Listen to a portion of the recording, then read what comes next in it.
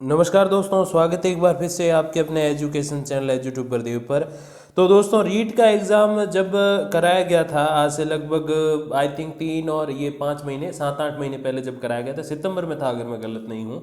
तो उस समय सरकार ने दावा किया था कि हमने रीट जैसी बड़ी भर्ती परीक्षा को, जिसमें 18 लाख के समथिंग अभ्यर्थी है, एक ही दिन में आयोजित करा दिया।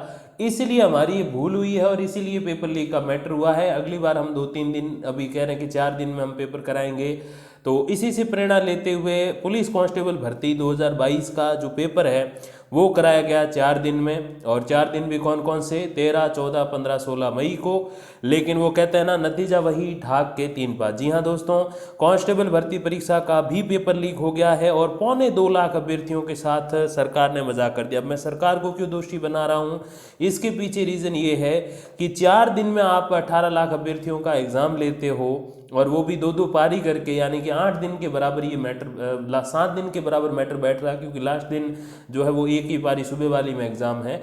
फिर भी सरकार इतनी ज़्यादा मजबूर है या शायद कमज़ोर है या जो भी आप कहो, कि वो पेपर लीक होने से नहीं रोक पाई। देखिए क्या हुआ, कांस्टेबल भर्ती परीक्षा पेपर लीक। आज इस वीडियो में हम लोग उपस्थिति के जो प्रतिशत हैं उसके बारे में बात करेंगे, जिलेवार जो आंकड़े आए हैं उसमें। उससे पहले देखिए, बहुत महत्वपूर्ण अपडेट अभी तक तो आप तक पहुंच ही गई होगी। सुबह से ये जो चीज़ें हैं वो वायरल हो रही हैं। नकल माफिया के खिलाफ सरकार के सभी दावों के बावजूद कांस्टेबल भर्ती परीक्षा का प्रश्न पत्र भी लीक हो गया। अब ये जो भी शब्द है ये बहुत बड़ा है, क्योंकि हर भर्ती का यही एक रोना है सरकार का। देखिए, 14 मई को दूसरी पारी में दोपहर 3 बजे से शुरू होने वाला पेपर करीब 11:15 से 12:15 के बीच में जो है वो बाजार में आ गया था। देखिए, ये चीज़ें जब बाजार में आती हैं तो फिर सीधी सी बात ये है कि सरकार के जो कार्यशैली है उस पे जो है ये सवालिया निशान है, और बहुत बड़ा निशान। देखिए क्या है कि ये 1:45 बजे पर्चा सोशल मीडिया पर भी आ गया और एसओजी के पास पहुंच गया, जो स्पेशल ऑपरेशन ग्रुप है उसके पास। एसओजी ने पड़ताल कर परीक्षा केंद्र बनाए झोटवाड़ा के दिवाकर पब्लिक सेकेंडरी स्कूल को जो है खंगाल लिया जयपुर में, जहां से पर्चा लीक हुआ। एसओजी ने सोमवार को मामला दर्ज करके परीक्षा केंद्र के अधीक्षक शालू शर्मा, सहायक अधीक्षक मुकेश कुमार शर्मा, परीक्षा कराने वाली टीसीएस कंपनी के प्रतिनिधि राकेश और विक्रम और एएसआई रतनलाल को हिरासत में ले लिया।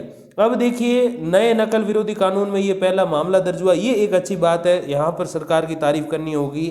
जैसे यूपी में योगी सरकार ने जो डिसीजन लिया था, वैसा अशोक गहलोत ने भी लिया था। इन्होंने देखो, अशोक गहलोत जी ने क्या किया कि इस खुलासे के बाद डीजीपी एमएल लाठर ने दूसरी पारी की परीक्षा निरस्त की है। अब इसमें ये पहला जो है नकल निरोधी जो कानून है उसके तहत मुकदमा दर्ज हुआ है। हालांकि उतना ज़्यादा ये डिफिकल्ट तो नहीं है जैसे यूपी वाला है, जहाँ संपत्ति भी जब्त हो जाती है, ये सारी चीज़ें अभी उसके लेवल का नहीं हुआ, लेकिन चलो एक अच्छा कदम अशोक जी गहलोत का ये मेरे हिसाब से है। अब देखिए, दोपहर 3 बजे शुरू होने वाली परीक्षा का पेपर केंद्रों पर सुबह 11 बजे पहुंचा दिया जाता है। केंद्र पर स्ट्रांग रूम के सामने लगे सीसीटीवी कैमरे की पड़ताल में सामने आया कि 14 मई की सुबह कैमरा सुबह 11:15 से दोपहर 13:15 तक बंद कर दिया। 11:15 बजे वीक्षक मोहन भी गायब था। अन्य कैमरे में मोहन स्ट्रांग रूम के पीछे जाता नजर आ रहा है। दोपहर 12:15 बजे कैमरा चालू होने पर मोहन सीढ़ियां चढ़ता नजर आया।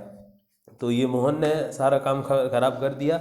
और ऐसे इन्विजिलेटर जो लगाते हैं मेरे हिसाब से, जिनकी कोई गारंटी ही नहीं है, तो फिर मैं समझता हूँ कि ये चीज़ें सही नहीं है। मैं तो कहूँ 7 दिन नहीं, आप 17 दिन आयोजन कराओ, लेकिन ये जो पेपर लीक वाले मैटर हैं ये नहीं होने चाहिए। क्योंकि जो अभ्यर्थी मेहनत करके आता है, जो परिश्रम करके आता है, 3-3, 4-4 महीने, इवन 6 महीने और 1-1 साल भी कई लोग मैंने देखा है मेहनत करते हैं। कई अभ्यर्थी मुझे मिलते हैं, कहते हैं कि सर हमने 3 साल मेहनत की है।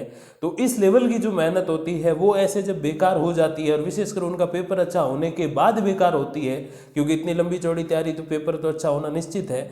तो मैं समझता हूँ उन अभ्यर्थियों के साथ इससे बड़ा कोई मजाक नहीं हो सकता। और फिर 10 लाख में खरीदना और 142 प्रश्नों को उत्तर लिखना, ये सारी चीज़ें सामने आई है। और यही है, देखिए 13 लाख रुपए दो, परीक्षा से पहले कांस्टेबल भर्ती का जो पेपर है वो ला के दे देंगे। और यहाँ भी मामला हुआ है कि अभ्यर्थी से 2 लाख रुपए लेकर थमाया फर्जी पेपर, बाद में अपने गिरोह में शामिल कर दिया। ऐसी भी चीज़ें सामने आई है। तो ये तो हुई नकल गिरोह वाली अपडेट। अब देखो इसमें रद्द कौन सा हुआ है, 14 मई की दूसरी पारी को निरस्त किया है। तो मैं सभी आपको उपस्थितियां बता देता हूं।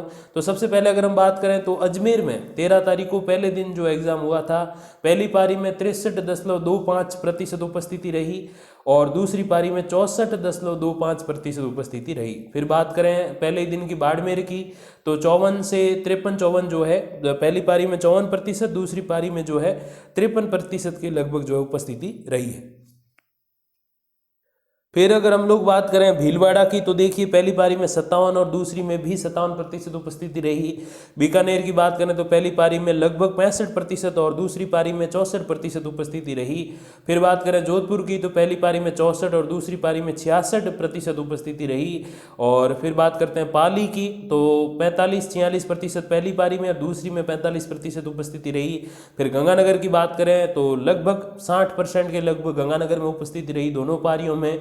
फिर बात करें उदयपुर की, तो 56-57% के लगभग जो है उदयपुर में भी रही है। तो ये तो हुए पहले दिन की उपस्थिति के आंकड़े।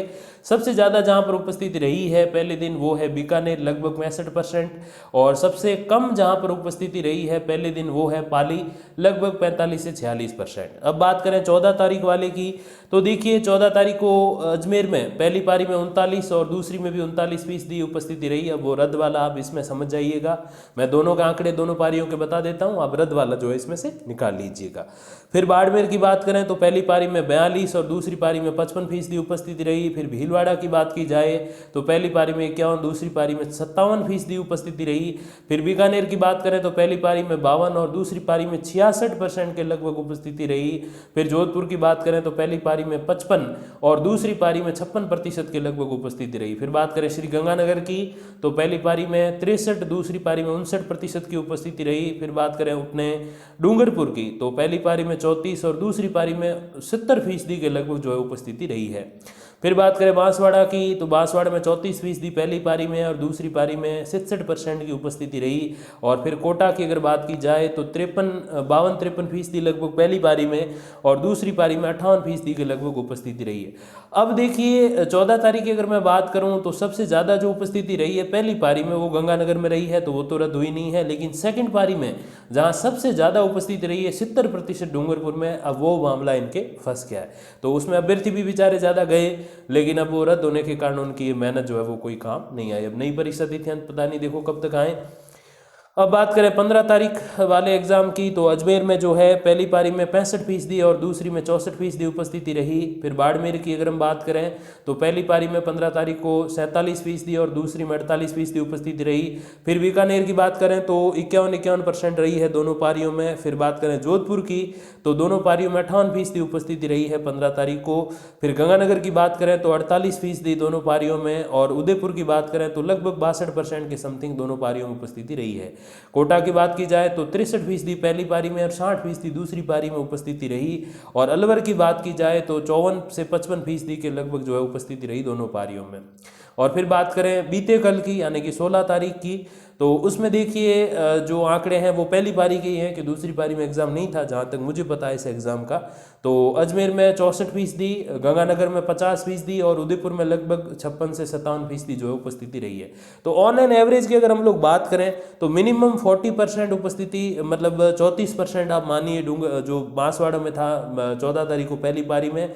और मैक्सिमम जो उपस्थिति रही है सबसे ज़्यादा वो रही है 70% जो डूंगरपुर में जो रद्द हो गया है। तो 35 से 70 के बीच में अगर हम बात करें तो लगभग 50% के ऑलमोस्ट आप 50 से 55 मतलब 45 से 55 के बीच आप ये उपस्थिति के आंकड़े मान सकते हो।